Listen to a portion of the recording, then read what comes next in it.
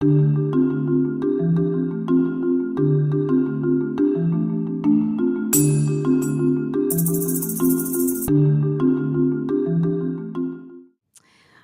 going to have a quick chat today. I'm with Shawn Dubravac. I don't even know how to say your name right. Dubravac. Dubravac. Oh, Dubravac. Okay. Who is the Chief Economist and Director of Research for the Consumer Electronics Association, and Sarah Pearson, who is the Managing Partner of Actual Consumer Behaviour, which is out of the UK. And it's a really interesting counterpoint here that we have, because Shawn, of course, does a lot of self-reported research and studies and longitudinal trends. And many of the methodology is, of course, like a snapshot in time, because they're interviewing people and they're tracking them. And Sarah at ACB, they specialize in longitudinal studies, 6 years with the one that we're talking about this morning, but also the 139 space, and through actual observation, behavioral observation. So what we're going to do is they're going to tell us a little bit about their methodology and how it all works and what goes into actually their accretion of detail, so to speak. And then we're going to look at what they found and what they expected to find, some other things, and then we will talk a little bit about, they're not allowed to prognosticate. Obviously, they've got many rules and regulations about that, and plus they want to sell their studies, but they are allowed to personally opine. Tell us how you come across and what your methodology is, and maybe one of the recent studies that you guys were looking at, how it was put up. So CEA represents 2,300 companies. I mean, I guess we're not industry neutral in that our goal is to grow the industry, grow that entire supply chain from component manufacturers all the way down to service providers and other, content owners. And so, when we do our research, we're trying to inform all of those different audiences. So I wouldn't say when we're looking at research, we're trying to, bend in one direction or the other because of the diverse nature of our membership. Well, and it wouldn't be helpful to them if you did. But, they need to know. Right. Yeah. But I mean, if you look at some of our research we did on 3D, as some of the interest in 3D started to wane, we were pretty forthright in our research showing that some of the consumers were questioning whether they really wanted 3D in the home or not. So not all of our members were ecstatic with that type of research, but I think it helped inform their decisions and ultimately inform their investments. So is most of this conducted over the telephone? Are you doing online surveys, or how are you collecting your data? So we do a variety of different things. I mean, we do online surveys, we do telephone surveys, we do focus groups, we do, and we've partnered with groups like this to do different types of research. So we're publishing 30 to 40 studies a year, looking at a variety of different things, not just TV viewing, of course, but we're trying to serve that diverse membership. Yeah, I mean, it's particularly interesting that you come from an economics background to this, right? So those trends versus the behavioral piece on your side.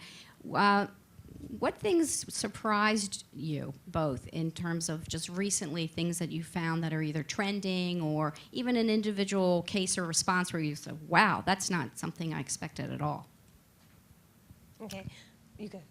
I think kind of tying it into some things I heard yesterday, one of the things I heard a couple of times yesterday in some of the sessions was TV is the killer app for the TV, and to me that just seems very short-sighted. So one of the things that we found in our research is, yes, consumers are watching a lot of television on their TVs, surprise, surprise, but I think to say that TV is the killer app for television is akin to saying keyboards are the killer input mechanism for computing, and I think...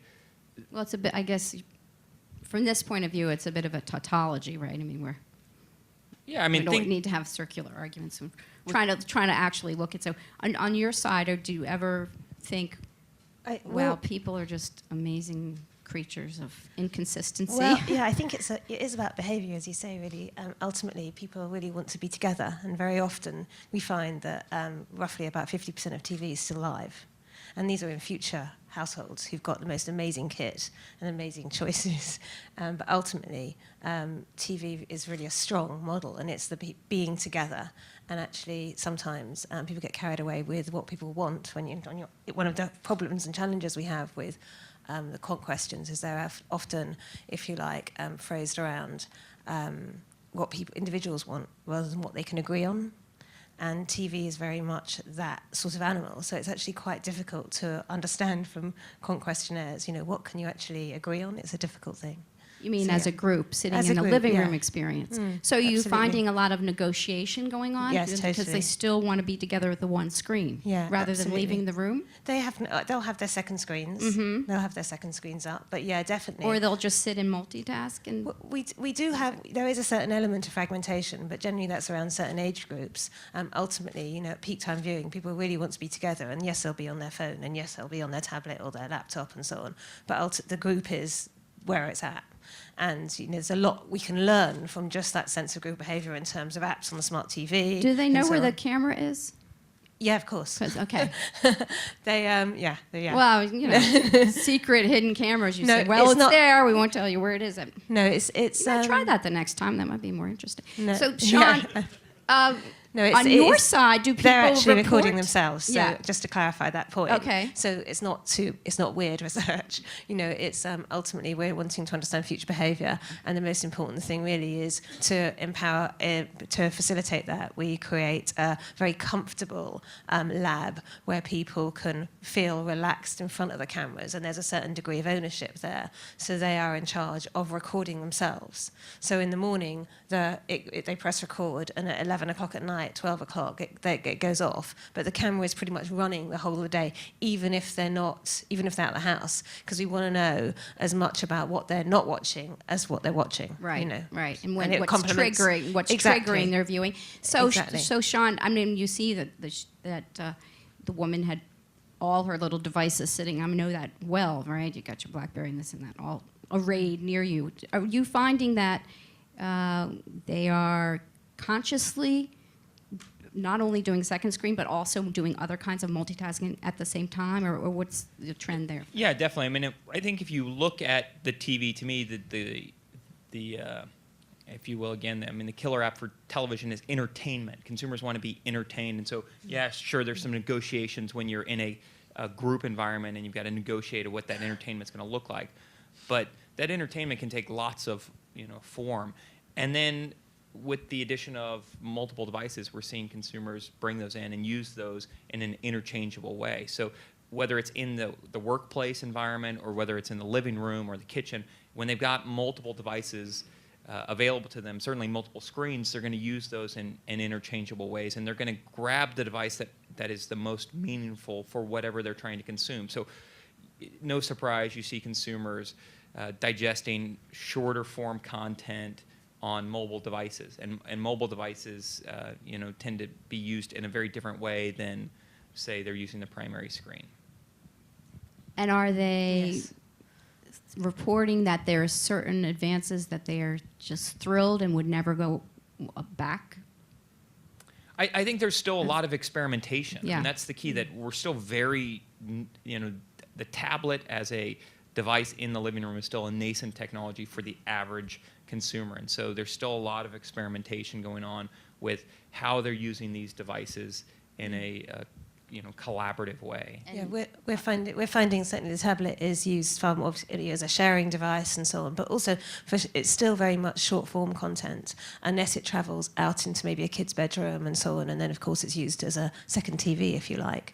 But in terms of transforming perhaps the business model from maybe 10 years ago, to some extent they're still watching content off a different platform, but they might have had a telly in their bedroom, sort of like 5 or 6 years earlier, and this time they're actually using the tablet and so on. So, but we are actually finding, of course, with the mobile phones in particular, that there's far more additional viewing. So, particularly in the age group, the young age group, lots of long form And content. younger and younger viewing. Younger, right? yeah, and Are younger. you finding that, Shawn, too? and sort of like Younger and teenage- younger on the second screen? Yeah, and I mean, one of the things, just to hit on what Sarah mentioned, we've seen small screen TVs, the sales have declined significantly over the last 18 months. And so that feels and looks a lot like... Can you give us any percentage or numbers? Small, well, so overall TVs are down, high single digits. Screens below 32-inch sales are down 20%. And they've done that now for 2 years in a row. So while it's still early, I mean, we only have 24 months of data on that trend, it certainly feels cannibalistic from these other devices. So, there's limited amount of time consumers can dedicate to consumption, to entertainment. And so, we haven't seen TV viewership numbers as far as hours go really decline, but you've seen other things increase. Are this the Lovely. tablet versus phone situation making any difference to them? Well, I think the lovely thing about the phone, of course, particularly for the age group we were referring to, is people actually watching, particularly teenage lads, watching footage, frankly, late at night, very late at night, past midnight, and so on. But what really is, for me, the most interesting thing is the way it all dovetails together. To look at say to look at the mobile or to look at the tablet or to look at the TV is all very interesting and very easy for our clients to digest, one thing at a time, please. But where the interest really lies and where you need the big vision is how it all fits together. And the lovely thing we've got, of course, is with the connected TVs being so incredible and with having various gaming options and Skyping options and all sorts of apps on them, is really, if you like, how viewing is so much more engaged than it's ever been, and people are actually watching so much more. But what is difficult for our app guys is that, in fact, what you have is such a level of engagement that what we are able to do with the research that we do is we look at all decisions that are made, and that sounds very difficult, and it is. We make a decision on whether that, we make a call on whether that viewing decision was predetermined, or window shopped. And we're finding, and we found over the past couple of years, that the more engaged people are in the telly, the nicer telly they have, the more predetermined they are in their viewing, which means they're planning earlier, which means they're less likely to window shop. Do you see, does that make sense? It's so interesting because that means that basically that programming brand is on their mind. Yes. Basically, aside from their eyeballs being on the picture. They're carrying their programming around in their head, and that's right. That's crazily powerful and it is. a little big brother there. But so, Shawn, I mean, are you seeing there's sort of favorite device trends? I mean, if you're looking at certain handsets or not, or certain screens or not, is that behavior anyway attached to those purchasing? Because on your standpoint. Yeah, I mean, I think it all comes down to use case scenarios. So we want to say, I think, too often we paint with very broad strokes and we say, okay, now that there's a tablet in that household, they're going to migrate some of that use to a tablet. But it's largely driven by the use case scenarios of those devices. And so we're going to see over the next decade a proliferation of screened devices showing up in a variety of different places. And they're going to each have unique use case scenarios. And so that will dictate the type of experience the consumer has. That'll dictate the type of content or entertainment that the consumer will ultimately consume on that device. I mean, we're seeing a lot of simultaneous media consumption because of the introduction of some of these other devices. So they're not necessarily replacing those devices because they have unique use case scenarios. Well, I think especially places where you need both hands to do the other activity, like let's say in the kitchen. Or in the wood shop or something. I don't know, right? And there'll be screens everywhere. There'll be screens everywhere. So, what does that mean for advertising, as far as you can see? I mean, how conscious are they of? Oh yes, I decided years ago with my DVR, I'm just skipping all ads forever. Or yeah, sometimes I'll take an offer if there's some other prompt. I mean, what kind of attitude, Shawn? What are you seeing? Yeah, I mean, I think there again, you're going to see a lot of experimentation from advertisers, but then also from consumers. I think they're going to experiment with the type of advertising that they do want to consume. Well, what are they saying now? That's a challenge, you see, and that's a challenge I see. Is that really, is there room for experimentation here? Because are they consciously are they saying totally to you, and utterly satisfied, and they've got scheduled, I'm going to be doing some gaming tonight, I'm going to be speaking on my Skype tomorrow morning, I've got my, we call it a planner, and I think you call it a guide, because your recorded list of programs, Plus, I've got a fantastic selection of content that I want to watch live. So that's the challenge, and that's really is the very real challenge for app providers is frankly marketing so heavily that they can get into people's consideration set above the rest. Yeah, and I think a key to recognize for advertisers is that the audiences are now highly fragmented. So we're not going to see, despite the fact that there's still a lot of traditional TV viewing going on in front of the television, we're not going to see the type of audiences that we've seen in the past because of the fragmentation that you're seeing across devices, across DVR'd content as that continues to grow. And so that's something that advertisers are going to have to take into consideration as they plan moving forward. Well, and you think of when the brouhaha originally, TiVo being the godfather of them all in some respects,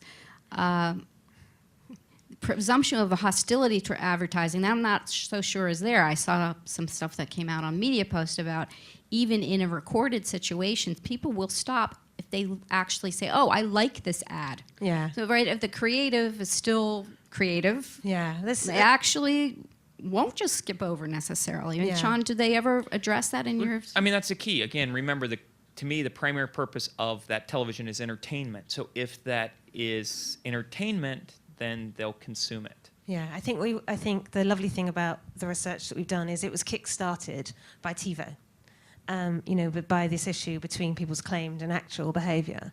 And, the whole theory behind it extends forever with future TV, is people perceive themselves to being massively in control of their television viewing, and they like that. Whether they are or they aren't, another thing altogether. But it does create high engagement. But time shifting really is nothing like, as we've sort of seen in the first few clips, nothing like people actually believe they are. Time shifting for us is fairly consistent. And we've studied it for 6 years. It's not as much as they think. No, exactly. People they're still watching live more than you think. Yeah. Okay. Yeah. But I think, again, that has something to do with engagement. But the important thing, really, that we are also able to do is we look at not only time shifting, we look at near live viewing. And near live viewing is a very different animal. It's a different behaviour. And it's where you're actually just using your pause button. You're watching in a linear fashion, and you're using your pause button to sort of save the moment, refill your glass of wine, wait for someone to come and watch TV with you. And then engagement really is extremely high indeed. And that's, so to some extent, it's understanding that level of control. Yeah, well, for many years we kind of made a distinction. Fast forward, if I just look at sorry, but people fast forward far less under the situation as they do when they're pulling from the guide. Right, because and that's quite interesting. What we've called many, as a subset often, enhanced television, which is usually people are talking about interactivity as an umbrella, right? And we always look at the back channel. Yes. So that control is a back channel, whether or not they are actually anyhow enhancing the linear experience. It's still interactive television. You're controlling it. Absolutely. So, Shawn, are you bullish overall on the things that we're talking about here at this conference? Are you in your cohorts, so to speak, that you're covering? No, there's certainly the future is before us. There's a lot that's yet to come, and even you look at DVR adoption as something that we all take for granted. It's still barely in about 50% of U.S. households, and for a long time it was stuck right around 30%. And so you think, geez, this is something that I can't live without, and yet only 1 in 3 households have it. So we can't understate that adoption takes time, and there are S-shaped adoption curves across all of these devices. So these things are going to take longer to play out than we would presume. Well, we've just been given the proverbial hook. I think this all looms before us of the notion of the out-of-home side, which we didn't get to today, but obviously sometimes there might be a little bit of backlash where if you are bombarded every time you go to the gas pump or the grocery store, you might tend to want that linear experience more when you get home. Yeah. Might be a little gap there. Thank you very much for joining us this morning. I know it was kind of an early day.